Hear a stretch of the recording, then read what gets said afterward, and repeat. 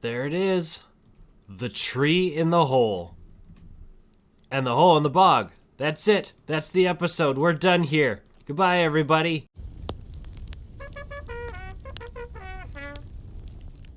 Okay, just kidding. That's just a normal tree. Those grow naturally. You could put a sapling down and bone meal it and get a normal tree. That's not a rare tree. That's not a Rattlin Tree. That's just a tree. Today, we're going to be putting a rare tree and a Rattlin Tree in this hole in the bog right here. But first, I need to open a gunpowder stand. So many people have come to me after opening up my gunpowder farm asking me to sell them gunpowder. And I am very much happy to oblige. I have 5 shulker boxes full of gunpowder ready to be sold, and I just need to find a little stand somewhere in Spawn Village to start selling them. What's this? You have been chosen. Press button, receive content. Interesting. Create a Strider sanctuary with 2 Striders inside. Well then, looks like I know what I'm doing first thing. Gunpowder stand can wait, so you just gotta get geared up and head into the nether. I got my gold gear on, and it's just time to head into the nether and get ourselves some Striders.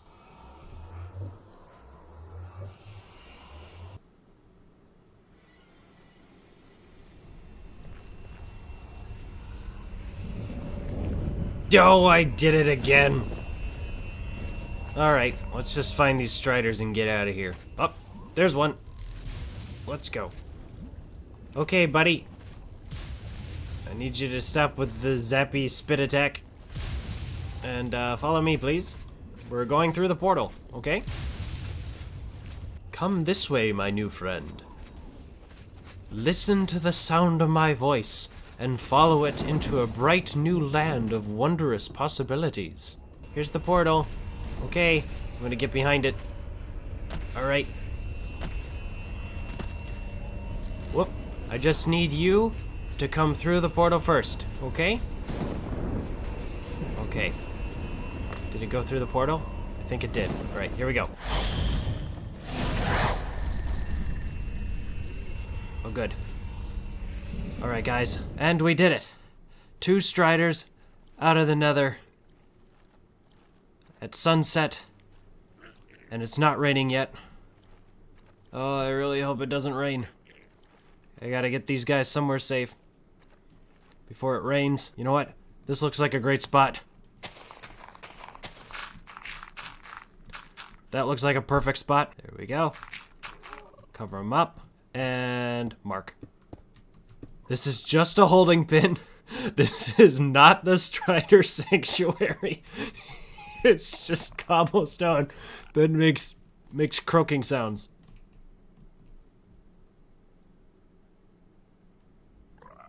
Okay, they're still alive. Good. My heart stopped for like 3 seconds. Okay, let's build this Strider sanctuary somewhere. So I kind of got the general structure here all set. Kind of the Parthenon-shaped bars going on. I got netherrack on one side, soul sand on the other, and I'm going to put a lava moat in between, which will serve as lighting plus a little river for the Striders to play in. And 2 high walls so they can't get out. And then I'm also going to put end rods in between here as an additional source of lighting. That way people can come up to it and take a look at them. And then lastly, I'm going to put a row of iron bars around the bottom. That way no one will accidentally fall in to the enclosure with the Striders. But first I need to put the lava in, and then the Striders in, and then I can seal it up and open it up to the public.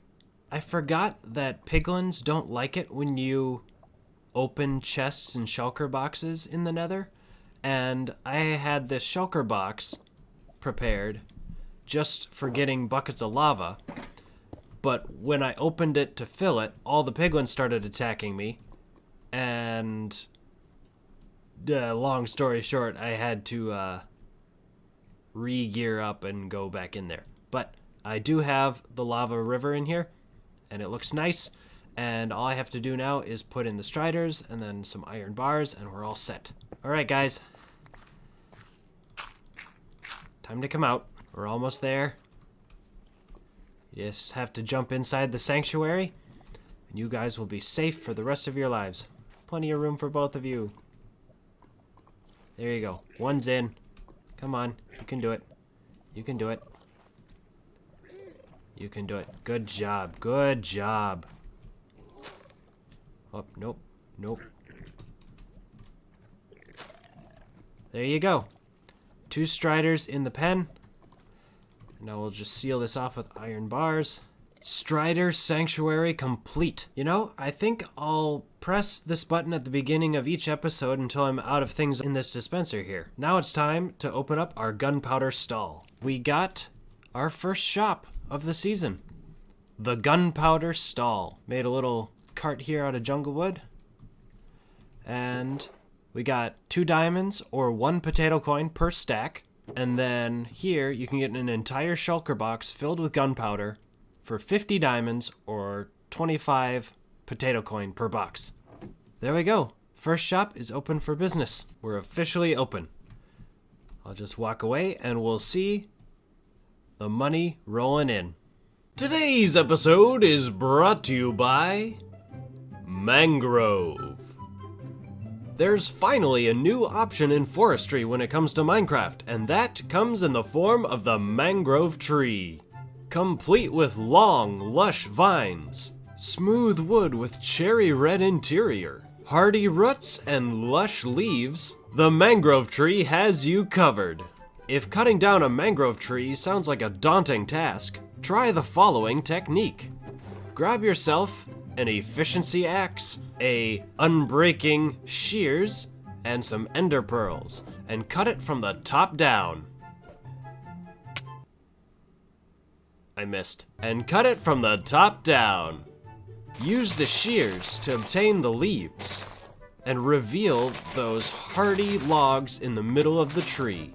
Then use your axe to chop the logs, and once you get to the bottom, all that's left are the roots. With an efficiency 5 axe, you can instantly break the roots of a mangrove tree. Want to know the best part about the mangrove tree? Just like saplings, mangrove roots can be used as fuel for furnaces, as well as composted into bone meal.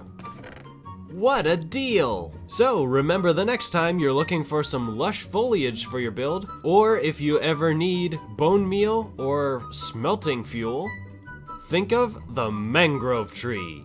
Mangrove. Fuel and fun for the future. Oh, look at this. Who did this? Littering all over the server. All the junk items lagging up the server and just causing a pain. Almost makes me want to do something about it. In fact, it does make me want to do something about it. I'm going to clean up this server this season. No more are we going to just let our items lay on the ground until they despawn. No. In fact, let's take it a step further. Let's not have any waste on the server this season. No more are we going to be using lava and fire to burn our items. No more are we going to be just tossing our items off cliffs. This season, season 3, we're going to be recycling our items. As you can see over here, outlined in the dotted black wool, we have what will be our shopping district this season. The project is headed by none other than Grand Moff Hench, and this entire area is going to be districted off into the various regions where we can sell and purchase goods and services this season. But I spoke with Hench the other day, and he said that anything outside the black wool is fair game for other projects.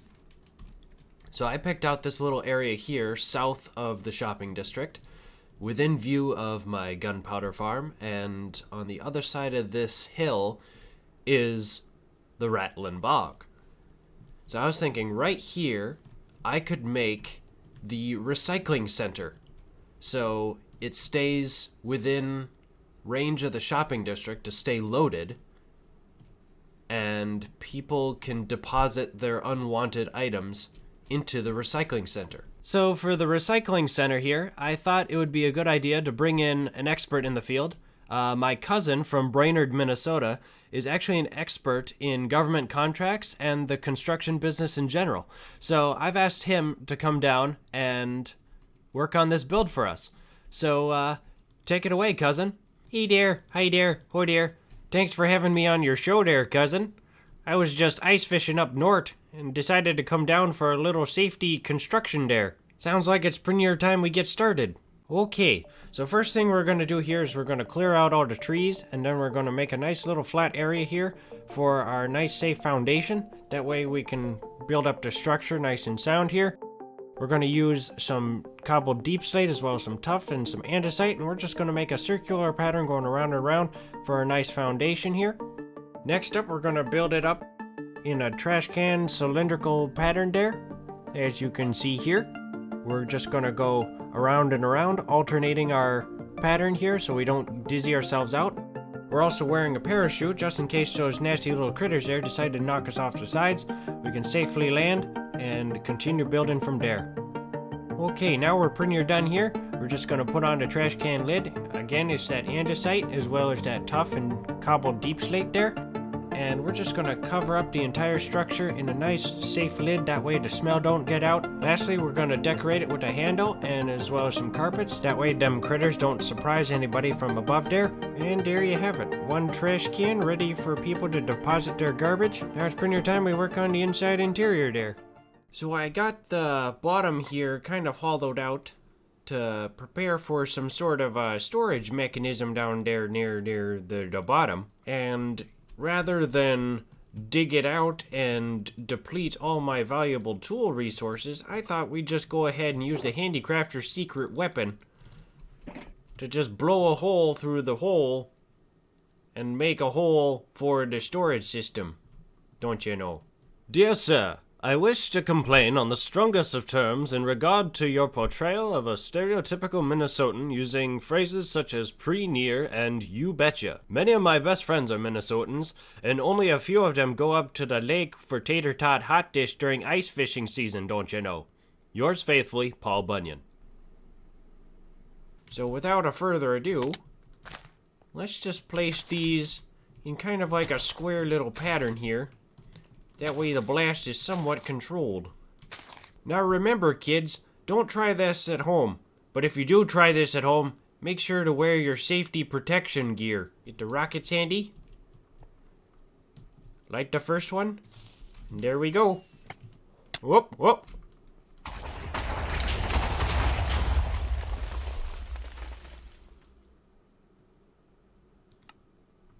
Woofda. Ah, for Pete's sake. I've lost all my tools. I'm gonna have to go back to the end and get myself a new pair of wings. If you've seen any of my content before, you'll know that I'm a huge fan of putting on large, elaborate pranks. And there's no better prank than one you can do right in the comfort of your own home.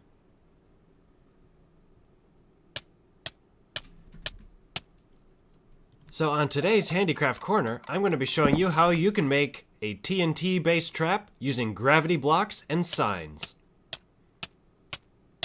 For this build, all you're going to need is some Handicrafter's secret weapon TNT, a couple signs, a pressure plate or redstone activator device, and your choice of any gravity block.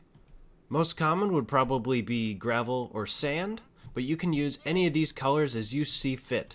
It actually may be advantageous of you to try to pick a color that blends in with the surroundings. For example, green concrete powder with grass. So all you want to do is place a TNT block one block below the surface of the ground and place signs on all sides of your TNT block. Then you're going to want to extend the signs out so it covers the entire area of whatever hole you're trying to fill in. but make sure that you connect all of the surrounding signs to each other and sourced on the TNT block. That way, when the TNT block breaks, all the signs break with it.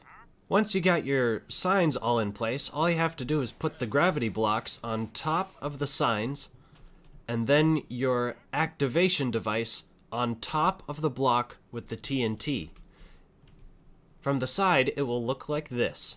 When somebody steps on the pressure plate, it will soft power the block below whatever block it's on, and when it activates the TNT, it will break all the signs, sending the entire sandy area down. Then all you have to do is dig out a large pit, fill it with dripstone at the bottom, or lava, what have you, and your trap is all set to be sprung. So the moment your friend, steps on the pressure plate, it instantly falls into the trap. If you're constantly getting chased by hostile mobs or even hostile players, this technology can actually prove to be life-saving. Always keep a spare pressure plate in your inventory at all times. Now, when you get chased by these hostile creatures, lead them to your house, but make sure you have the trap already in place. Because when you enter, turn around, place the trap, and they'll all fall for it. You can even change up the color palette using different styles of concrete, sand, gravel, and sometimes even other blocks to blend in the colors to disguise and camouflage your little trap. Instead of a pressure plate, I've set up this little redstone so that people will flick the lever assuming it will play the note blocks, which it will, but they'll also be met with a very steep surprise. So remember, if your friends don't find you captivating, they should at least find you crafty. Now if you excuse me, I gotta fly.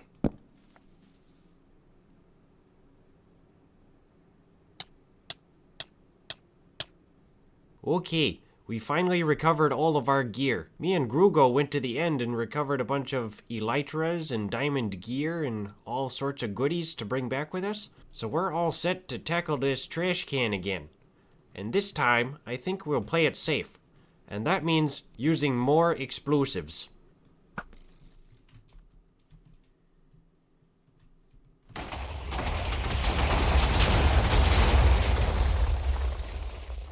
This should be pretty near big enough. We got ourselves a wider door entrance here, and I've hollowed out the bottom down here, and it's all pretty near ready to go. So we just need to put down some storage crates there, and there, don't you know? And then wouldn't you know it, it'd be pretty near time to get people to come here and throw away all their goods. You'll have to mind the asymmetry here, but we got ourselves a smelting station, a compostable station, and 2 collection stations. Now all we have to do is put some place at the top for people to throw their items in and deposit them to the recycling center.